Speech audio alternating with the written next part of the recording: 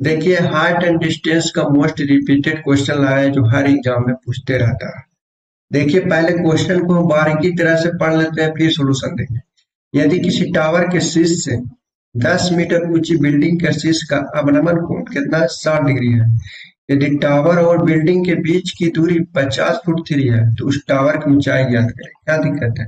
देखिए तो पहले तो एक हम टावर पढ़ लेते हैं। टी से मान लेते हैं टावर, और टावर से दूरी मैंने कितना दूरी पर 50√3। 50√3 की दूरी पर कौन सा एक बिल्डिंग है, उसका ऊंचाई कितना दिया हुआ है? 10 मीटर दिया हुआ है। कितना दिया हुआ है? 10 मीटर दिया हुआ है। 10 मीटर दिया हुआ है, ठीक है। और फिर बोल 20 मान लेते हैं, क्या बिल्डिंग मान लेते हैं। बोल दिया कि टावर के शीर्ष से बिल्डिंग का शीर्ष का अवनमन कोण, अवनमन कोण कितना है? अवनमन कोण मैंने ऊपर से देख रहा है, टावर से देख रहा है, अवनमन कोण कितना? 60 डिग्री है। तो नीचे भी जाएगा तो तुम्हारा कितना हो जाएगा? 60 डिग्री होगा। अल्टरनेट एंगल से 60 डिग्री हो जाएगा।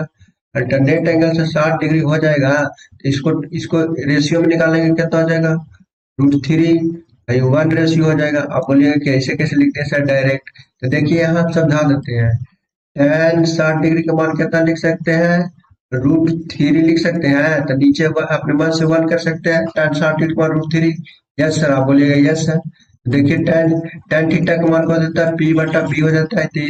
tan 60 तो यही तो p बराबर 3 लिखे हैं, b बराबर कितना 1 लिखे हैं, यही तो लिखे हैं। तो आप बोलिएगा यस सर। और देखिए ये दूरी तुम्हारा सेम है, तो यहाँ भी तुम्हारा 50√3 है, तो ये भी तो 50√3 हो जाएगा।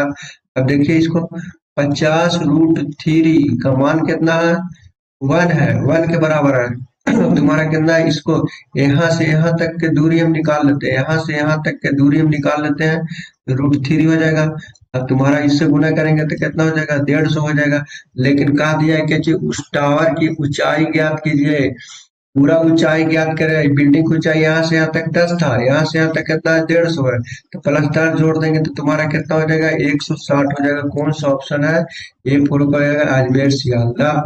अब देखिए अगला, क्या बात है सर, क्या बात है सर, क्या बात, ये बात है। देखिए अगला क्वेश्चन आप लोग सोल्यूशन करके बताइएगा और कमेंट में बताइएगा कि इसका आंसर कितना होगा। समझे?